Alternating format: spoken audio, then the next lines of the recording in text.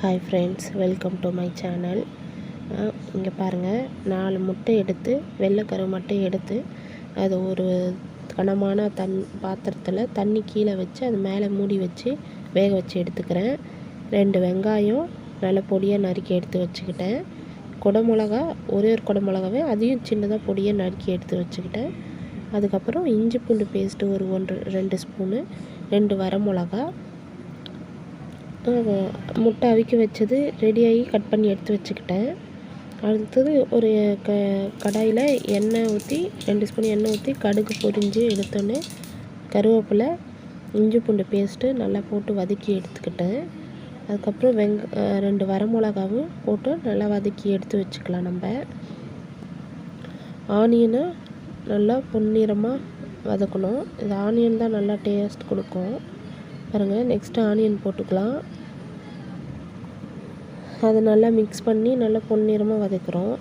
இந்த எக்கு மசாலாவுக்கு இந்த ஆனியன் ரொம்ப டேஸ்ட் கொடுக்குங்க.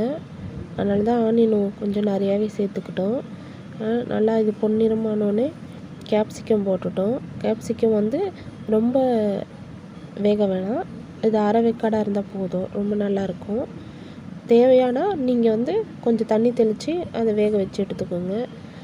இதுக்கப்புறமா மசாலா போடலாம்.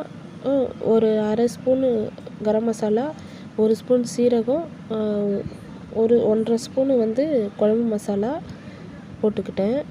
ஒரு 1/4 ஸ்பூனு மிளகு தூள் நான் போட்டு நல்லா மிக்ஸ் பண்ணி எடுத்துக்கிட்டேன். இது நல்லா கொஞ்சம் உப்பு தூவி நல்லா சிம்மில் வச்சு நல்லா மூடி வச்சு நல்லா கொஞ்சம் நல்லா வறுத்து எடுத்துக்கிட்டேன். நான் இங்கே பாருங்கள், நல்லா சேஞ்சஸ் ஆகிடுச்சு. நான் முட்டை ஃப்ரை பண்ணது மட்டும் எடுத்து காமிக்க முடியல.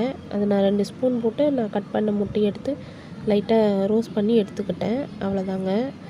இது பாருங்கள், நல்லா மிக்ஸ் பண்ணி கொத்தமல்லாம் போட்டு எடுத்தாச்சு.